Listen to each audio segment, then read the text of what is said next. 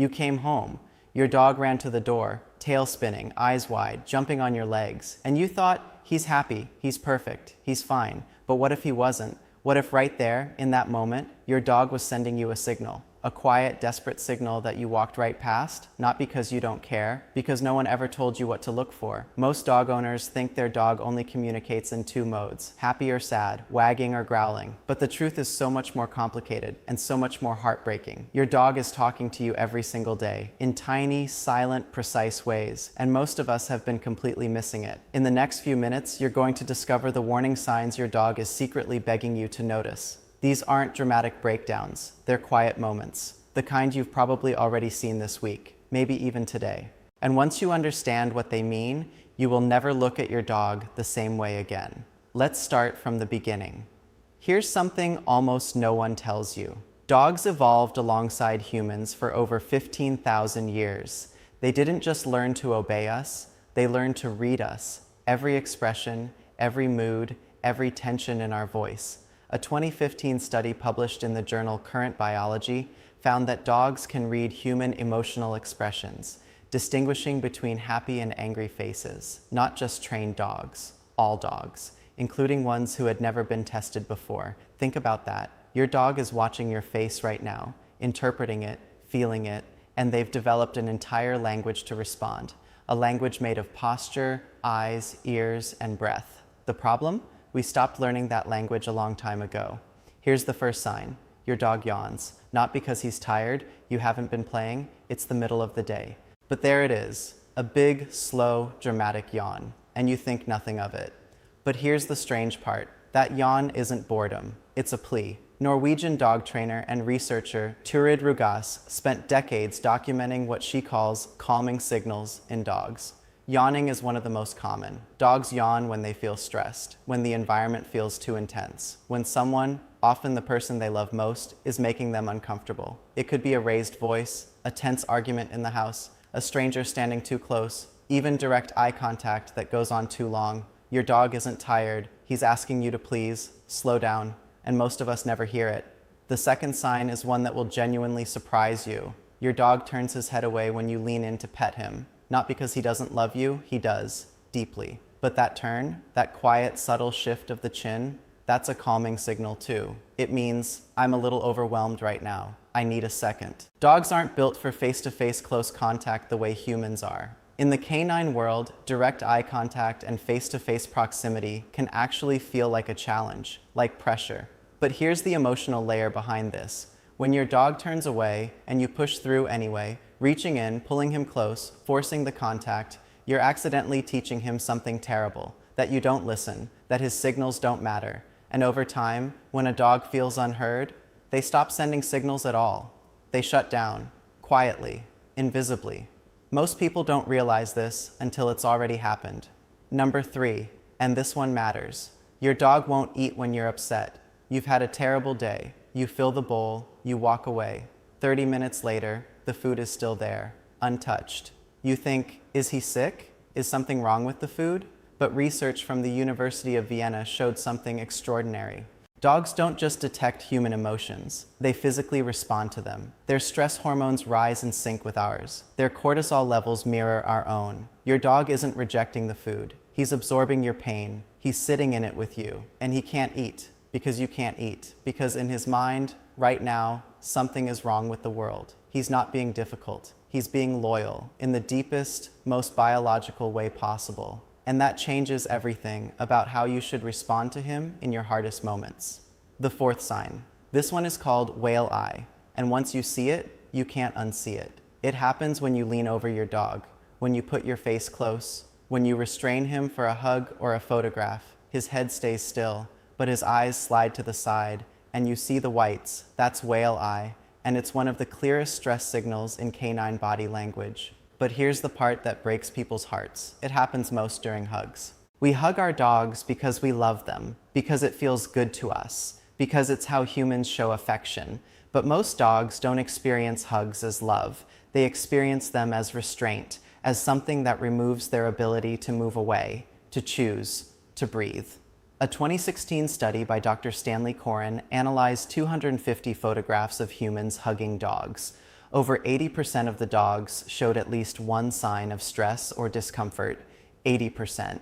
And yet we keep hugging them because we don't know, because nobody told us. Your dog isn't pulling away because he doesn't love you. He's pulling away because love to him looks different. It looks like sitting close, like following you from room to room, like resting his head on your foot at night. Not like restraint, never like restraint. But the next signal, number 5, is something most dog owners completely misunderstand, and getting it wrong can damage your relationship in ways that take months to repair. Your dog keeps licking his lips, not after eating, not in front of food, just randomly, mid-conversation, mid-petting session, in the car. You've seen it, you just didn't know what it meant. Lip licking is another calming signal. It shows up when a dog feels uncertain, conflicted, or slightly afraid of what comes next. It often appears right before scolding, right before the vet visit, right before you raise your voice. Your dog is saying, "I'm not sure what's happening. Please don't be angry. I'm trying." And when you ignore that signal and raise your voice anyway, or drag him forward anyway, the lip licking intensifies, and eventually it disappears. Not because the fear is gone, because the dog has given up trying to communicate it. That's when behavior problems start. Not from stubbornness, not from dominance, from broken communication. Sign number 6, your dog won't make eye contact. This one confuses people. We think eye contact means connection, presence, love. And with humans, it does. But a dog who constantly avoids your eyes isn't being cold. He's being careful. In dog body language, prolonged direct eye contact is confrontational. It's how dogs challenge each other. So when a dog looks away from you, especially in tense moments, he's actually being polite, peaceful, de-escalating. Now here's where it gets interesting. When a dog does offer you a long, soft, slow gaze, that's not a challenge. That's love. Research from Azabu University in Japan found that when dogs and their owners gaze into each other's eyes, both of their brains release oxytocin, the bonding hormone, the same hormone released between mothers and newborn babies. So the next time your dog looks away, don't force eye contact. Let him. That's him being kind. And the next time he offers you that slow, warm gaze, hold it. That's him giving you everything he has. 7. Your dog paces before you leave. Every morning, before you grab your keys, he's up, walking, circling, restless. You think it's excitement or habit, but most of the time, it's anxiety. Separation anxiety affects an estimated 17% of all dogs, and many cases go completely unrecognized, because the signs start before you even leave. The pacing, the panting, the shadow following, the sitting by the door. Your dog isn't excited for you to go. He's bracing for the loss of the one constant in his world, because that's what you are. You are his entire world. And he's trying to tell you, with every circle, every pace, every glance at your shoes, please don't go. Or if you have to go, please come back. Recognizing this is the first step to helping him. 8. Your dog freezes when strangers approach. Not growling, not barking, just frozen, stiff, still as a statue. People often think frozen dogs are calm dogs. They're not moving, they must be fine. But freeze is actually one of the most critical warning signs in canine body language.